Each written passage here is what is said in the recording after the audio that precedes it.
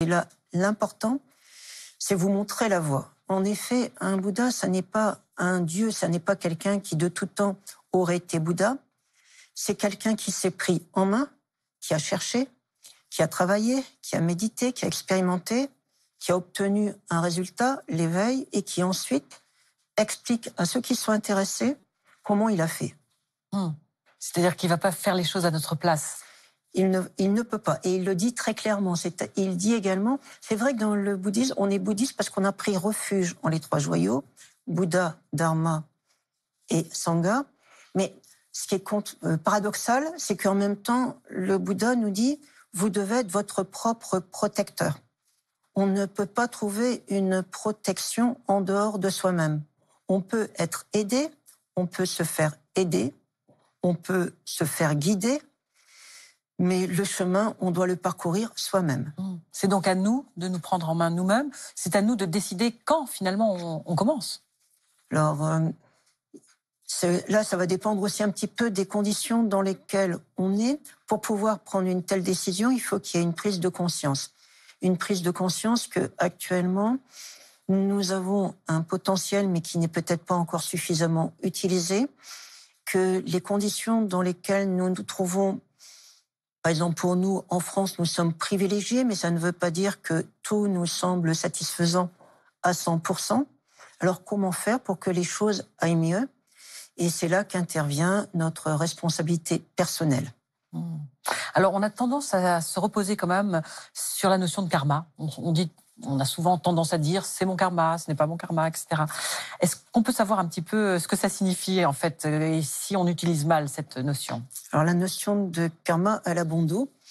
C'est vrai qu'elle est importante. Ce qui est très important en fait dans le bouddhisme, c'est la notion de causalité, le fait que ce qui nous arrive dépend de causes et que les résultats ressemblent aux causes établies. Mais il n'y a pas que les karmas, c'est-à-dire tant que nous entretenons en nous l'ignorance, l'irritation, l'attachement, ça va donner des mauvais résultats. Si nous faisons en sorte de cultiver de l'amour, de la compassion, de la sagesse, du discernement, ça va pouvoir donner des bons résultats. Le potentiel, nous l'avons. Nous ne pourrons peut-être pas trouver tout seuls les moyens pour le développer, mais si nous prenons conscience du fait qu'actuellement, il y a des choses qui ne vont pas, il n'y a que nous qui puissions faire la démarche d'essayer de trouver qui pourra nous aider, mais en sachant que c'est comme lorsque nous nous rendons compte que nous sommes malades. Il faut aller voir le médecin, il va poser un diagnostic, il va nous faire une ordonnance, mais c'est pas parce que nous aurons les médicaments sur la table de chevet que ça va nous guérir. Il faut suivre le traitement. S'il nous dit de faire de la kiné, il faut aller chez le kiné. S'il nous dit d'avoir des piqûres, il faut, etc. Donc le traitement, il n'y a que nous qui puissions le suivre. Ça veut dire aussi qu'il faut un guide. En tout cas, à moins d'être déjà à un très haut niveau, c'est un petit peu comme des enfants quand ils naissent. Évidemment, ils ont le potentiel, mais pour le moment, la responsabilité des parents, c'est de prendre en charge l'enfant jusqu'à ce qu'il devienne suffisamment autonome. Mais il suffit pas de le prendre en charge ni de le protéger, il faut lui apprendre à être autonome. Et donc, c'est vrai que lorsque nous nous apercevons qu'actuellement, il y a des choses encore qui nous bloquent, ça veut dire qu'il y aurait des choses à apprendre. Donc, auprès de qui aller ou alors dans quel texte aller chercher les renseignements. Mais après l'étude, il n'y a que nous qui puissions la faire. L'application, il n'y a que nous qui puissions la faire. Et disons que ça, c'est une des grandes difficultés que nous avons. Nous sommes des êtres paradoxaux. Enfin, en tout cas, moi, je le suis. Il y a d'une part ce désir de prendre ses responsabilités, d'être libre. D'un autre côté, une envie d'être coucounée, d'être protégée, d'être prise en charge. Et donc, il faut arriver à sortir quelque part de notre zone de confort pour essayer de devenir un peu plus adulte et quitte à nous faire aider tant que nous ne sommes pas encore complètement arrivés à l'âge adulte sur le plan, que ça soit professionnel, spirituel et autres. Parce que finalement, cette voie de responsabilité, vers quoi nous mène-t-elle? Vers plus de liberté, justement, par rapport aux événements, par rapport aux choses? Alors certainement plus de liberté, plus d'autonomie, plus d'efficacité également. Tant que nous n'arrivons pas à assumer nos responsabilités, nous sommes nous subissons, nous ne sommes pas acteurs. Et je dirais qu'à notre époque, c'est peut-être encore plus gênant qu'autrefois, du fait de la mondialisation, du nombre d'informations extraordinaires que nous avons. C'est formidable, mais ça peut être très dangereux également. Donc, si nous n'arrivons pas à assumer notre responsabilité, à nous prendre en main, nous risquons d'être complètement manipulés toute notre vie durant. Ce qui est dommage parce que nous avons un potentiel qui pourrait nous permettre nous-mêmes de nous sentir mieux, d'être plus heureux, mais également d'agir d'une manière plus utile, plus efficace pour autrui. Pour prendre un exemple simple, disons qu'à nouveau, il faut que nous arrivions à voir nos limites actuelles tout en étant conscients du potentiel que nous avons. C'est-à-dire allier une certaine confiance en nous-mêmes avec de l'humilité. Supposons que je sois infirmière. Je peux accomplir mes responsabilités en tant qu'infirmière. Je n'ai pas à supplier le médecin, je ne suis pas médecin, etc. Donc, il faut que j'arrive à voir ce que je peux faire actuellement et ce que je ne peux pas faire. C'est bien, à ce moment-là, d'essayer de conseiller la personne pour qu'elle aille voir quelqu'un de plus compétent.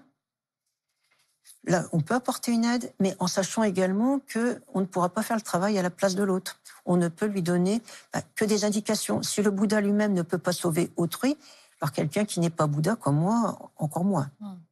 Oui, on s'aperçoit que la responsabilité, on la ressent tous les jours, surtout dans la vie professionnelle. Quel que soit le métier qu'on exerce, on est responsable de nos actes.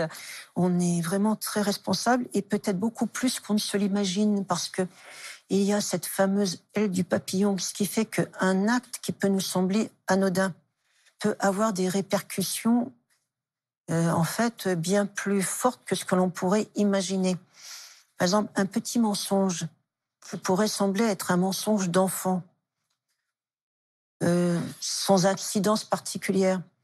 Si c'est repris actuellement par les réseaux sociaux, amplifié, déformé, quelque chose qui au point de départ était un tout petit mensonge, ça peut entraîner la mort de quelqu'un.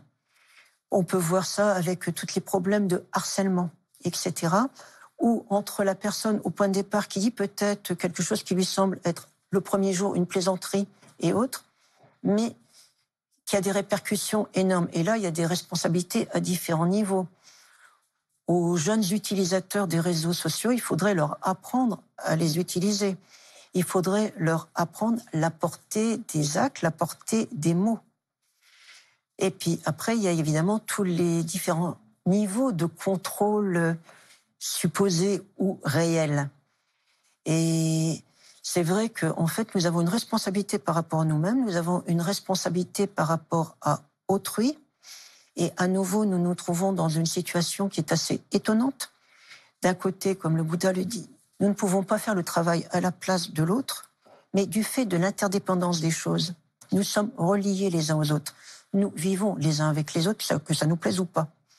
Et donc, quoi que nous fassions, quoi que nous disions, en fait, ça peut avoir une incidence sur la vie d'autrui, que nous le sachions ou pas. Alors, ça n'est pas du tout pour nous mettre la pression, parce qu'il faut rester aussi détendu, naturel, etc. Mais il faut voir que, oui, nous avons une responsabilité quasiment de portée presque universelle. Lorsque nous polluons, inversement, lorsque nous nettoyons. Est-ce qu'il y a une façon de s'entraîner à la responsabilité ? Alors, selon le bouddhisme, la façon de s'entraîner, ça sera ce qu'on appelle, nous, l'étude, la réflexion, la méditation. Ce qui est sûr et certain, c'est que plus les personnes sont vraiment instruites, au sens de, pas l'érudition, mais avoir des bonnes connaissances, vérifiées, et qui leur permettent d'exercer leur faculté de discernement, eh bien, plus il y aura de personnes instruites et éduquées, et mieux ça ira pour tout le monde. Et donc là, à nouveau, il y a peut-être des responsabilités à certains niveaux de la société où vraiment l'enseignement devrait avoir sa place royale. Et si ça ne tenait qu'à moi, je mettrais vraiment les enseignants au pinacle. C'est-à-dire que je pense qu'ils sont tellement importants qu'il faut les respecter pour ce qu'ils sont, et donc il faut également leur donner une place dans la société qui soit proportionnel avec ce qu'il apporte à la société. Et là, actuellement, je les trouve peut-être pas assez respectés à aucun point de vue.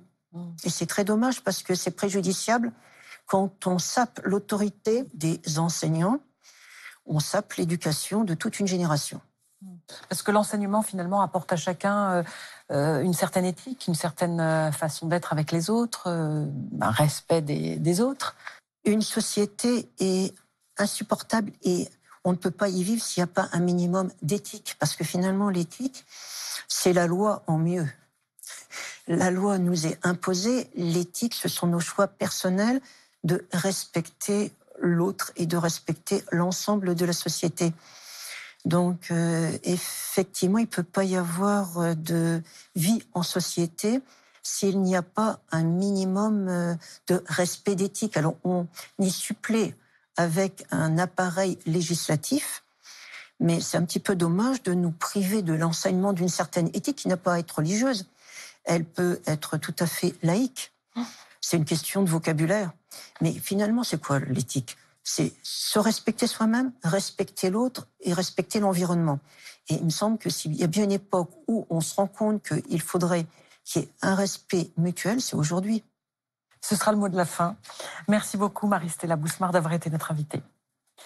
Avant de nous quitter, voici quelques livres en lien avec notre émission. Tout d'abord, La guirlande des êtres fortunés, pratique fondamentale des bodhisattvas, de Dakpo Lama Rinpoche aux éditions Guépel. Un texte écrit par le prédécesseur de l'actuel Dakpo Rinpoche qui présente les principes essentiels du bouddhisme appliqués à la vie contemporaine comme une introduction au dharma accessible à tous. Sans déployer ses ailes, l'oiseau ne peut voler, de Jowo Atisha, édité par l'Institut Guépel, retranscrit et expliqué ici, le Sutra de la sagesse, énoncé jadis par le Bouddha, est un texte fondateur du Mahayana. Et puis, Nouvelle réalité, l'âge de la responsabilité universelle, du Dalai Lama avec Sophia Strilrever, édition Les Arènes. Le Dalai Lama nous livre ici un message sans détour, nous exhortant à nous engager pour la protection de la vie sur Terre, une responsabilité que nous avons tous, liée par l'interdépendance, pour éviter le pire aux générations futures. Voilà, c'est la fin de notre émission. Merci de l'avoir suivie. Vous pouvez la revoir en replay sur France TV durant un mois. Très bon dimanche à tous et belle semaine. Merci.